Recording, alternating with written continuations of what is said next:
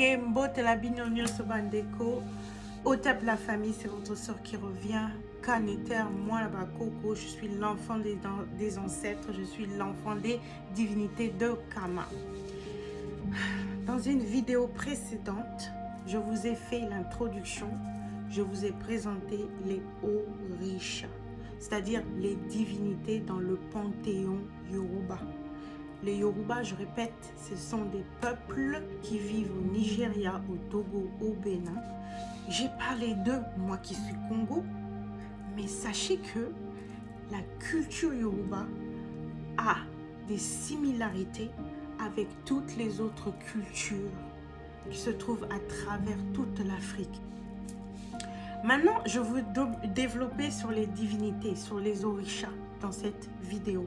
Et dans cette vidéo, je veux vous dire que on dit aussi que les orishas, nos divinités, ils sont aussi des esprits ancestraux.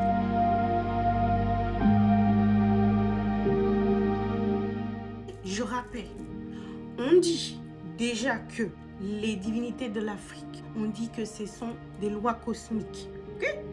On dit que ce sont des attributs du divin, okay? Des attributs du créateur source, de l'esprit suprême ou de Dieu. Ce sont des attributs du divin. On dit aussi que les divinités, les orishas, ils sont aussi des archétypes, c'est-à-dire des modèles qu'on veut suivre. Mais on dit aussi que nos divinités, que les orishas, ce sont des esprits ancestraux.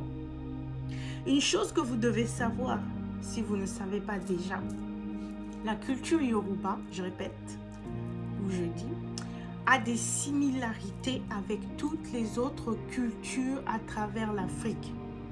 Quand on veut savoir l'origine des divinités, et si vous regardez chez les peuples Congo, chez les peuples Yoruba, quand on regarde chez les Akans, on regarde chez les Fon, à travers toute l'Afrique et aussi dans la diaspora, il y a une théorie populaire qui dit que les orishas, nos divinités, ils sont aussi des esprits ancestraux. On dit que les divinités ont existé autrefois, même si on n'a pas la preuve de leur vie terrestre, mais on dit qu'ils ont quand même existé autrefois et qu'ils sont des esprits ancestraux. Maintenant, dans cette vidéo, je vais vous expliquer et je vais vous dire comment ces esprits ancestraux sont devenus des divinités. Donc, nos divinités. Dans le panthéon Yoruba, on les appelle des orishas. Dans le panthéon Akan, on les appelle les abosom. Abosom. Dans le panthéon vaudou, on les appelle les loas. Donc nos divinités, ils étaient auparavant des esprits ancestraux et je vais expliquer dans cette vidéo comment. À la première échelle des ancêtres, c'était des gens qui ont fait des bonnes choses. C'était des gens qui ont fait des bonnes choses pour soutenir leur famille, pour soutenir leur communauté, pour soutenir les autres. Donc, qu'est-ce qui se passe quand ces gens-là meurent? Qu'est-ce qui se passe quand ces gens-là transitionnent, quand ils vont dans l'autre monde? Quand ces gens-là transitionnent, quand ces gens-là meurent, ils sont honorés par leur famille comme un ancêtre. Et maintenant, la famille peut faire appel à cet ancêtre, à cet esprit ancestral pour avoir toutes sortes de bénédictions. La famille peut faire appel à cet esprit ancestral pour bénir la famille, pour bénir la maison, pour protéger la famille. Maintenant, si la popularité de cet esprit ancestral s'étend au-delà de l'unité familiale, si maintenant c'est le clan, tout entière qui honore cet ancêtre, l'esprit ancestral s'élève au titre de esprit guide. On dit qu'il devient un esprit guide.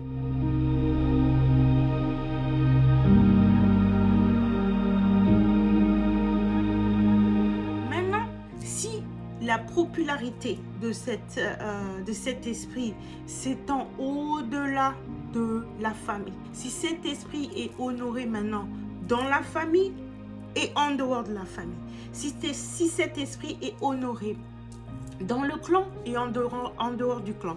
Si cet esprit est honoré dans tout le pays, dans toute la nation et même dans tout le monde, et ben cet esprit est ascensionné, s'élève au rang de divinité, au rang de Orisha, au rang de Abosom, au rang de Neteru, au rang de Loa, au rang de divinité.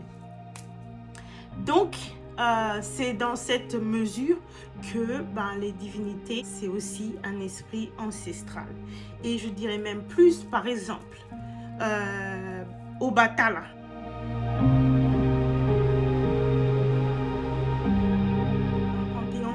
Yoruba, Obatala, c'est l'orisha de la justice, de la paix, de l'harmonie.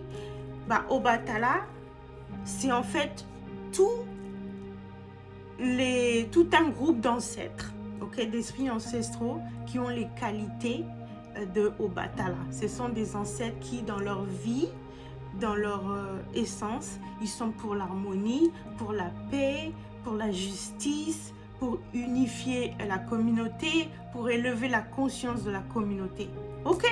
Donc ça, ce sont des notions sur notre spiritualité africaine. Et quand je dis spiritualité africaine, vous voyez, je parle de toutes les cultures de l'Afrique parce que c'est assez similaire.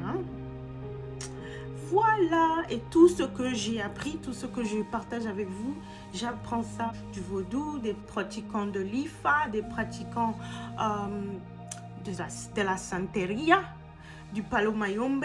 Je parle avec eux, je parle aux prêtres, je parle aux pratiquants et moi-même je pratique. Et j'ai aussi des messages qui me viennent intuitivement. Et voilà. Et je partage avec vous. Je ne détiens pas la vérité absolue. C'est juste mon interprétation et mes connaissances. Et je vous encourage aussi à faire vos recherches. Et voilà. Ingeta la famille, à bientôt.